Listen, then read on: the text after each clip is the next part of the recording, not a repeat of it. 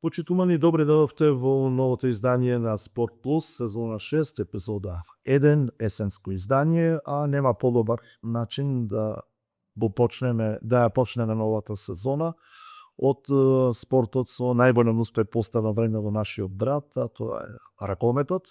Чест ми е денеска во студиото за гостин да го имам господинот Борис Ројевич, прв тренер на ракокрет. Добре дојде. Добро. Овој разговор го подготвувавме подолго време, но се договоривме уште на почетокот дека е потребно малку да трнат работите, да видиме до каде е новиот проект на ракокрет и да има за што да разговараме. 6 кола измина од новото првенство, подготвителен период, неколку турнири претходно, сосема доволно време Ројевич да има слика до каде се работите во ракокрет, кои се капацитетите. Најпрво ќе прашам колку сте задоволни со резултатите до овој момент, бидејќи имаме 3 победи, 1 реми и 2 порази против директните конкуренти за висок пласман и фаворитите и оваа сезона Вардар и Пејстер. Па, могу рече сам задоволен, да може болje uvek može, međutim imali smo jako težak raspored. U startu smo osvojili 2 turnira, prošlogodišnji turnir Ohrid je završio na 7. mestu, sad smo uzeli to prvo mesto i zaista onako poslali poruku svima da ćemo biti zaista težak protivnik. Na 3 jako teška gostovanja na Ohrid do sada nije donosio nikad bodove, mi smo odmah na prvom uzeli bod, međutim svi znamo smo mi zaslužili tu pobedu, međutim nije se desila. Posle toga protiv Vardara 2,5-3 minuta do kraja imali smo nerešeno Vardar koji ima ekipu koja možda igra Ligu šampiona i silnosti poraz protiv Pelistera koja nije realna slika, mogu da kažem slobodno, povredio nam se najbolji igrač do sada Jotić, Tasevski je bio povređen, Japis je u prvih 7-8 minuta imao 2 isključenja, nisam mogao uopšte da ga koristim. Ostalo je Bojaniću koji je više ovih godina igrao samo neku odbranu, nego što je igrao u oba pravca. Zatim Rej je dobio crveni karton i zaista smo ostali u jednu skraćenu rotaciju s tim da sigurno javnost ne zna da Vejn igra povređen, igra na svojih 30-40% mogućnosti. Posle našeg potpisa on se povredio Olimpijakosu i do dana današnjeg nije uspeo da se oporavi. I zaista uz dan koji nije bio golmanima od 15. do 60. minuta imali smo samo jednu golmansku intervenciju, na kraju smo izgubili sa 6 razlike, veliki časan poraz uz svi problemima koji su nas pratile, tako da mogu biti zadovoljan sa svime kako se izdešavalo, da kažemo, od početka do sada. Од оно што до сега го бидовте, останува ли истата цел која зацртате пред почетокот на првенството? Што е можно подобар пласман на табелата, подобра позиција која е возможно од ова што го има ракокрет изминатите сезони, и ако се укаже можност, може би да се напада некој трофеј? Pa sigurno da je to u ovom trenutku izuzetno teško. Pelister igra Ligu šampiona već par godina i 10 godina se stvarala ta jaka ekipa. Vardar svi znamo ko je, šta je i jedni i drugi imaju veliki broj igrača na svakoj poziciji, kvalitetnih. Mislim da nemaju toliko problem kao mi kad se neko povredi 2 igrača, zaista to se jako osjeti. I mislim da treba biti realan, oni su u ovom trenutku ispred nas, mi smo krenuli u stvaranje nekog projekta na 3 godine, kakav je dogovor moj bio sa vodećim ljudima kluba i u te 3 godine treba da stigne prvi trofej VOK. I ja sam siguran da će se to desiti. Kratak je period, tek je 2 meseca, ali vidi se da ima mnogo prostora i za napredak ekipe, a isto tako da nam treba još nekog kvaliteta neminovno koji će se desiti u nekom narednom periodu i naredne godine. I to je jedan proces koji sam ja prošao u Vojvodini. 10 godina sam radio tamo, pa prvih par godina nismo mogli da prođemo jedno kolo u Evropi, pa smo na kraju osvojili Challenge Cup i zaređali sjajne partije u Ligi Evrope, gde smo redovno prolazili grupe u kojima nismo bili favoriti za prolazak. To je jedno stvaranje ekipa, jedno stvaranje karaktera, nije dovoljno samo dovesti igrače, nije dovoljno samo, treba puno rada, treba i sreće da se pogode, da ti igrači budu pravi. Ono što je trenutan problem Ohrida, nije lako dovesti igrače uopšte u Ohrid. Igrači koji su stigli kod nas, mnogo igrača je došao koji za prošle 2 godine, kažemo, su imali minimalne minutaže po 2, 3, 5 minuta, ali sad treba da budu ovde vodeći. I nije lako da to oni psihološki prebrode i da budu sad odjednom lideri. I za to je potrebno vreme, se ti momci vrate. Nažalost, veliki klubovi nemaju problem sa tim, nego uzimaju gotove proizvode i igrače koji su u punoj formi. Mi smo morali ići tim putem dok Ohrid ne izgradi još veće ime, dok Ohrid ne dođe, što je moj cilj kao trenera u ovoj sledećoj godini, da dođemo do Lige Evrope, a Liga Evropa je onako primamljiva, zemlja lakše, tako je, i onda bi krenuli bolji igrači da dolaze i sve ostalo, tako da puno posla nas čeka. Da, ništa ne može preko noći. Kada je spored vas najmnogo škripi, a kaj se najdođe? Pa, mora prvo filozofija da se usvoji, da se radi na njoj, da se radi na nekim elementima. Ove godine se radilo drugačije i nije lako, pogotovo starijem nekom igraču i tako dalje. To će vremena da se ispravi, ali mora da dovedemo i da napravimo od ovih igrača jak karakter i igrač pobednik. Koliko ste zadovoljni od toga koliko igrači te работат sami na sebe? Ovaj modern sport danas to je verovatno neophodno.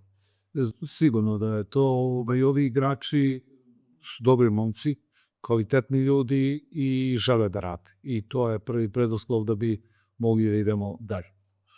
Неодамна го изгубивме Ловро Јотич, за жал на подолг период, а од минатата сезона со тешка повреда е Орион Никидзе. Очекуваме да се врати веројатно некаде околу јануари, меѓутоа дури тогаш ќе се знае со колкав потенцијал располага и колку ќе може да помогне во ротацијата. Најгора покривно, веројатно и таа ќе е добре да иде со сите овие проблеми. Moram reći da je Lovrijač bio verovatno naš najbolji igrač.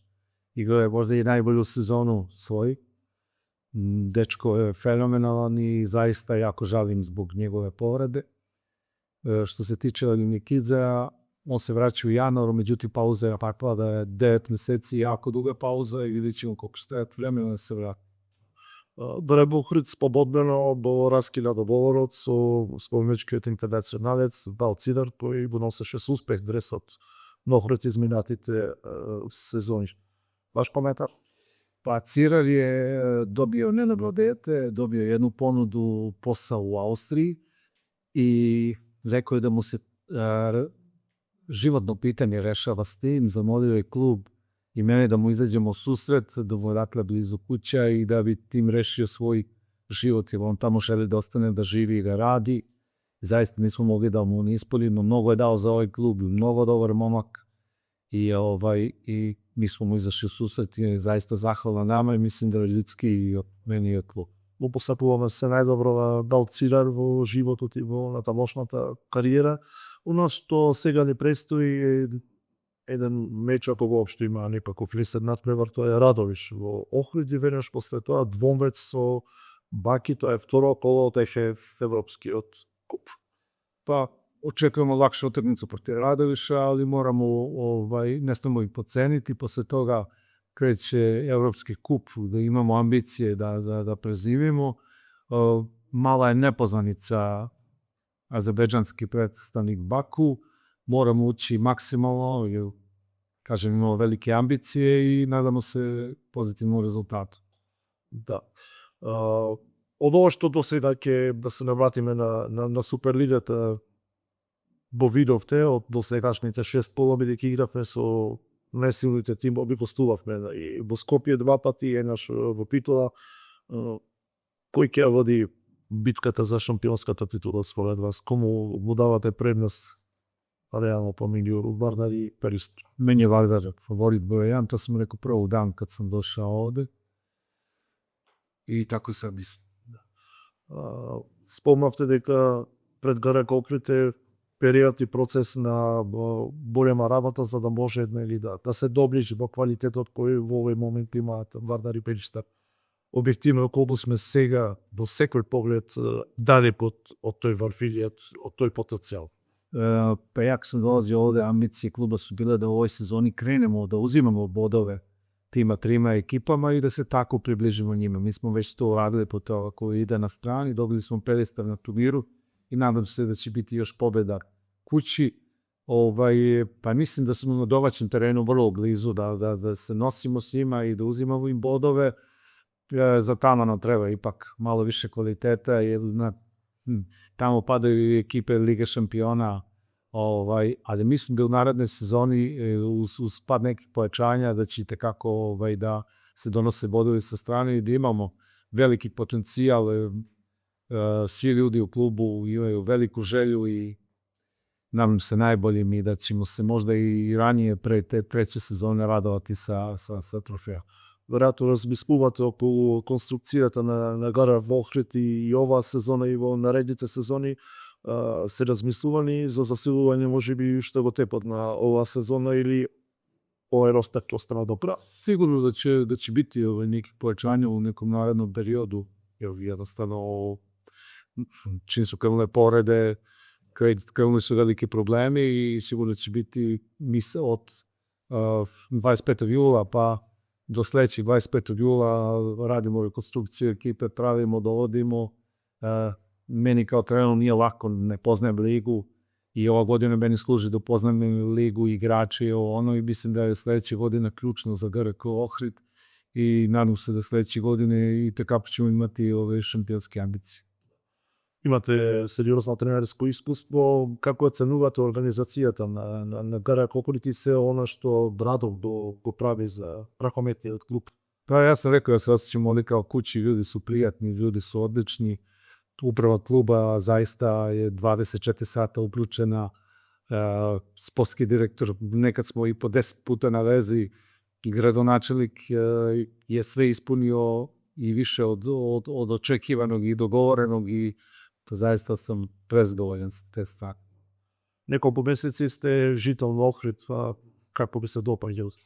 Prelepo zaista i jednog dana kad ne budem trener sigurno ću dolaziti ovde kao turista. Борис Ројвич во Спорт Плюс поразговаравме за случувањето во актуелната сезона. Веројатно има уште многу теми на кои треба да се зборува, но ќе оставиме нешто за понатамошниот тек на првенството. Посакувам успех ова сезона, да нема повеќе повреди и да ги остварите целите за кои ГРК Охрид ве доведе покрај Охридскиот тесар. Вам би благодарам на вниманието, останете и понатаму информирани, следете Охрид Ньюс.